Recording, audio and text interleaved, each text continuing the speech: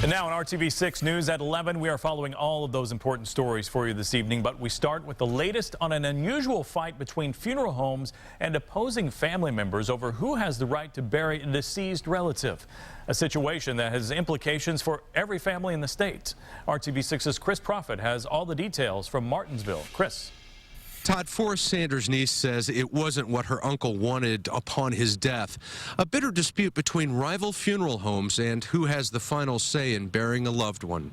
This is the family plot in Martinsville where Forrest Sanders will be buried. The 88-year-old died on February 27th, and his body has remained at this Martinsville funeral home since then, as a fight is waged over who has the right to decide who buries him. And I feel like that's been disrespectful.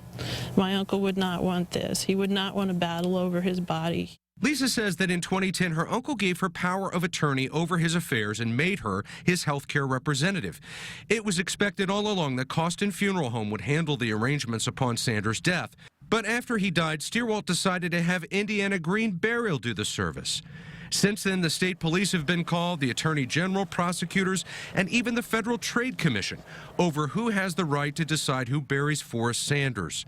Ultimately, it came down to who is the closest blood relative. He found an elderly sister and a brother who had not spoken to my uncle for several years, and my uncle didn't have good relationship with them. According to Costin's attorney, even though Lisa Stierwalt was given power of attorney, one thing was missing: her uncle authorizing her to dispose of his remains. So it was up to estranged family members to make that decision. Costin Funeral Chapel must agree with the brother and sister, the close blood relatives of the deceased, and take care of the funeral. It's been a little tense. Nathan Butler owns the funeral home that now won't handle the arrangements for Lisa's uncle, and who'd like to see more clarity in the law over who makes decisions for a deceased family member. That's the biggest thing that we're dealing with here. How can we respect the dead, and how can we comfort the grieving and keep them from having to go through so much? Forrest Sanders will be buried by the funeral home on Friday, a service that his niece won't be attending. Chris Prophet, RTV6.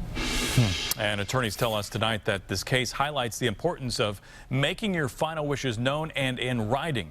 Sanders will be buried by Costin's Funeral Home on Friday. His niece will have a separate service for her uncle tomorrow, but without his body.